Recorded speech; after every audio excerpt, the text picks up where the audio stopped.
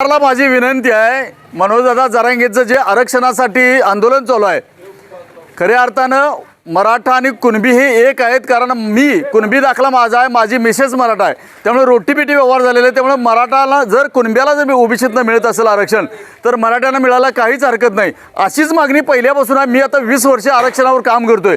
अशीच मागणी होती, पण आम्हाला काय केलं सरकारनं की EWS दिलं, इकॉनॉमिकल वीकर सेक्शन, म्हणजे आर्थिकदृष्ट्या मागासमधलं ओपन जे आहेत त्यांना दिलं. आम्हाला दिलं तोवर आम्हाला SC-BC दिलं.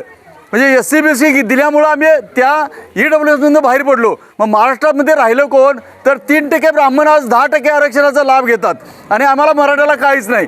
आणि SC-BC हे आरक्षण टिकल हे काय याची गॅरंटी नाही. आणि त्यामुळं म्हणणं काय आहे की EWS SC-BC सगळे कॅन्सल करा आणि OBCमध्ये मराठ्यांना सुद्धा कुणबीप्रमाणे OBCमध्ये देऊन OBCची मर्यादा वाढवावी. कारण OBC आता जे काय छगन भुजबळ बोलतात त्यांना काही अर्थ नाही. आणि खरं तर त्यांच्यासारखं आमच्या मराठा समाजाचे जे आमदार खासदार आहेत त्याने सुद्धा लक्षात घेतलं पाहिजे की तो सगळ्या जातीचं प्रतिनिधित्व करतोय, पण बोलताना फक्त OBCबद्दल बोलतोय, त्यांची बाजू घेतोय.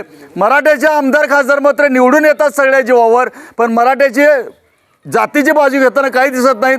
काही जण जातीसाठी माती खातात, पण आमचे हे पक्षासाठी जातीसाठी माती नव्हे तर पक्षाचा काय खातात त्यावर बोलायला नको. तर त्यांना मराठ्यांना माझी विनंती आहे की इथून पुढे जर मराठा समाजाच्या आमदार खासदार मंत्र्यांनी मराठा समाजाच्या बाजूने जर नाही बाजू घेतली तर उद्याच्या विधानसभेमध्ये एकही हे जो आमदार मंत्री आहे त्याला तिथं दिसता कामा नये.